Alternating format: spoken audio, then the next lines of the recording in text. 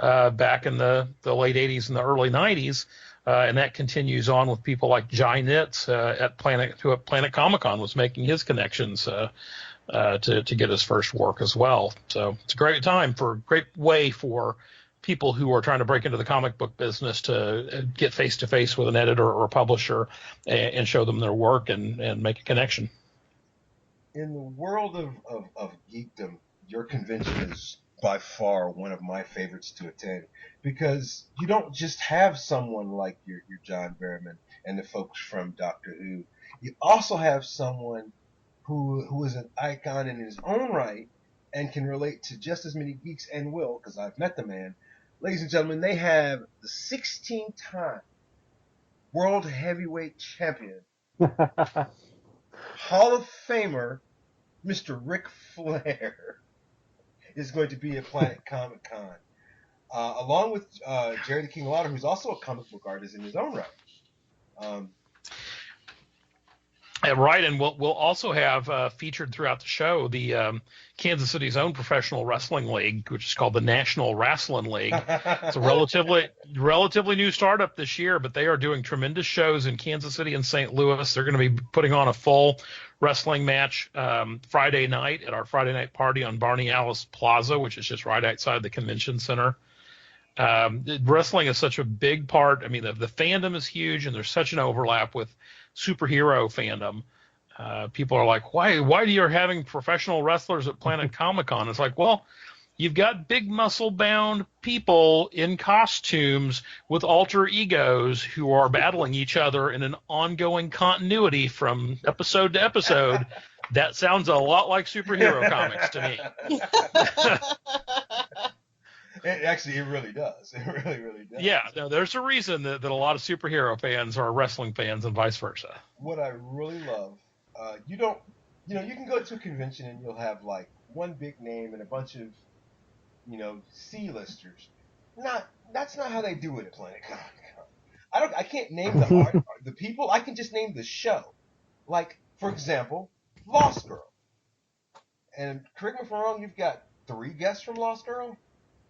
Oh, we actually have 4 guests from Lost Girl. 4 guests from Lost Girl. And I loved that show, so woot. Yeah, right. So we've got Anna Silk, the lead from that show, one of her few USA appearances at a show, along with Zoe Palmer and Emmanuel Vauger, and then also Rachel Scarston, who is from that show. And then we do the kind of the trade-off team-ups here, which is Rachel Scarston's not only from Lost Girl, she's currently starring on the CW show Reign, about the Tudor queens, as Queen Elizabeth I, with Adelaide Kane, who is the star of the show, playing Mary Queen of Scots. And it's all very, in case you haven't seen the show, it's very modern, very, I would say, influenced by young adult things like Twilight and similar things like that. So it's very romance, and it's very costume heavy. People really love Reign, and had to have Adelaide Kane in her first ever U.S. appearance is pretty cool. And I'll be honest with you, we talk about the CW shows all the time, and they really just don't. They are done so well. There's only one show that they've done in recent years that was a complete flop, but that was because it was a bad idea. Not talking about Frequency or anything like Frequency. Moving on. While we're still talking about CW shows, let's... Hey everybody, this is Michael Rooker, and you're listening to Fanatics and the Fans. So, speaking of CWs and crossover shows and people that are multiple shows, John Barrowman, Stephen Amell, Arrow, and Summer Glau. I'm sorry, and Summer Glau, all from Team Arrow. The amazing breakthrough show on CW. Well, let's. I mean, if we could just talk about John, I'd be happy. Nothing against the other guests, but come on, it's John. I don't care where I'm at when he's on stage. I will drop what I am doing and go hang out with John if I could. He's phenomenal. He really is. He's just like the most dynamic, charismatic person, both on screen and in person on stage. I've seen him perform some of his, like a panel. I was at Salt Lake Comicon 2 years ago, I guess it was, and he was up there. And that particular day, he was in the mood to sing, so he was just doing show tunes during his panel. I actually heard about this. Sticking with the CW shows, some other fan favorites, and I don't know how you pulled this off, because the folks from Supernatural are amazing. Who doesn't love Jim Beaver and Felicia? I mean, Buffy, Eureka, Absolutely. Supernatural, the list goes on and on. She is so awesome. And the new Mystery Science Theater 3000. Exactly. Oh yeah, premiered on Netflix. Premiered on Netflix, and she's the bad guy who keeps Jonah captive on the space station watching bad movies. And Jim Beaver with Supernatural, Deadwood, Breaking Bad, and one of my favorites, Justified, which was funny because I didn't think he would be on Justified for more than an episode or two, and he actually ended up being a major bad guy, and it was really cool. And it's great to be able to get him. We have people year after year who really, really want the Supernatural guests, and most of those people simply have appearance contracts that keep them out of Planet Comicon and some other shows like that. They do a lot of the Supernatural exclusive shows, so it's great to be able to get him. And there's a lot of Supernatural fans who are super eager to see him. We're also going to have a screen accurate Impala there, as well as the car wrangler from the show, whose name eludes me at the moment, will be on site, and we'll be doing a panel talking about the Impala and the way that they work with cars in Hollywood. Jeff Budnick's his name. Awesome. and the list goes on and on. Folks, you are listening to Fanatics and Fans' very special Planet Comicon pre-show edition. We're here with Kurt, Brandon, and Sandy. Brandon, I don't know if I asked you this, and if I did, I'm asking it again. So pick someone else. Who are you? Because the last time you and I were there together, Brandon, the line for Steven started on Friday and didn't end until Monday. So, who are you the most excited to stand in line to see? Did we lose Brandon? No. Did we lose Sandy? Hello? Did I lose everybody? No. I think I lost everybody. Hi, this is Ming-Na Wen, and you're listening to Fanatics and the Fan. So, Kurt, one of the things I liked best about Jim wasn't just his Supernatural character is just phenomenal. And that's great, but he also did Deadwood, Breaking Bad, and countless others. Just like Mr. Hellboy himself, Ron Perl. That's absolutely right. Yeah, you get these people who are just such tremendous actors and character builders, and they start showing up all over the place. And once they hit nerd culture, they seem to stick to it. I thought when they said that Ron was doing, and Brandon, you feel free to chime in. I know you have opinions on this, but they said he was doing Hellboy.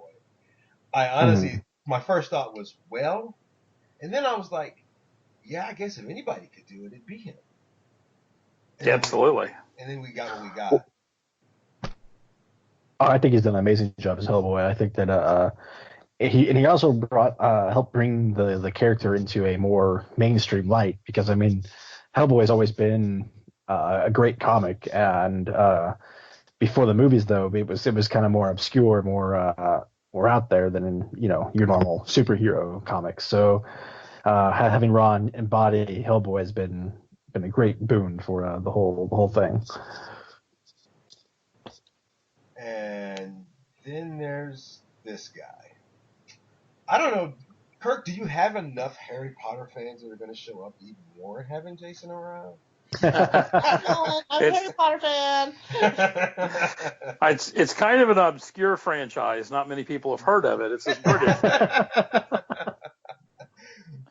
To say that, we had Tom Felton last year, who was just absolutely one of the most popular people that we've ever had at Planet Comicon. And then we discussed bringing Jason Isaacs. Kind of behind the scenes, I was skeptical. I'm like, really? Just Draco's dad? Is that going to be? And I just, I was wrong, and I really wasn't aware of all of the cool things that Jason, that Isaacs has been involved in. And then after we announced him, we said he was coming. Then they announced that he was going to be the captain on the new Star Trek series. It was like, wow. Folks, you heard it here first. Kirk admitted he was wrong. I was wrong. I am wrong at least twice a day, probably sometimes twice a minute. So I will definitely be asking Jason about Zoe. She needs to be your next get because she's also in the new, not Zoe, but Shaniqua. Because she's leaving she's left the Walking Dead, and now headed to the new Star Trek. So that's going to be interesting. Absolutely. I have no idea where they are on the production cycle on the new Star Trek. Have they started shooting that now? I thought they were. At one point I thought they were in pre, and then I thought they were in post. Now I don't know. I'm not even going to tell my fans otherwise. I don't know. But I recall. I'm going to check the Google machine real quick here. I was under the impression that we're going to see the series in 18 along with a lot of other great stuff. Just so much amazing stuff. And that's going to lead me to. So, Kirk, I know that you are a movie guy. You're a comic book guy first, but you're a movie guy. What are you looking forward to the most this summer? Oh, Guardians of the Galaxy Volume 2 is going to be the highlight, I think. Can't wait to get back into that crew. I'm all aboard for the Marvel Cinematic Universe. That's my main gig. So whatever Marvel's got in the pipeline, that's what I'm going to be seeing next. Thor, etc. So did you see the trailer for Ragnarok? Let's start with the Ragnarok trailer first. Oh, that was so good. I'm savoring that one for after Planet Comicon, like so many things in my life. Oh, you are missing a must-see trailer. I can just say that. Now, just last week, I believe it is, and I might be wrong, it's either just last week or the week prior, James Gunn has signed on to both write and direct Volume 3. Yes, that is great. And is so great, and it's gonna be. Correct me if I'm wrong, Brandon. We'll see Infinity Wars first, though. Yeah, well, I know at least the first part, probably the second part too. But yeah, and this is what I heard from him is that it'll be the last of the Guardians on their own kind of thing.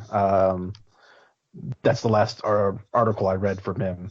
He said it's his last go at it. So, and it's gonna be so weird to see him do something other than Guardians, but I look forward to all of his work. But it's just, he embodies, everything about the Guardians because it was a failed comic book, and yet it did better than the Avengers, in my opinion.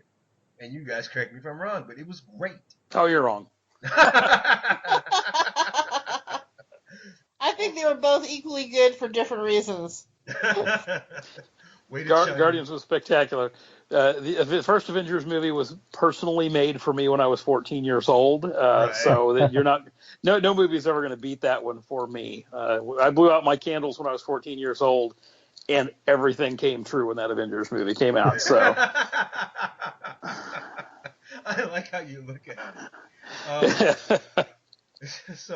And I think I asked this of actually, did I get to finish asking Brandon a question about who he's looking for? He's going to stand in line for? I think that's. Oh no, you didn't. I did not get to finish asking that question. That's where I was. Brandon, who are you standing? Who are you going to spend an hour and a half standing in line for this next week? I'm really excited to see Teddy Sears. I got to meet John What's the Ship at VisionCon this past February. So I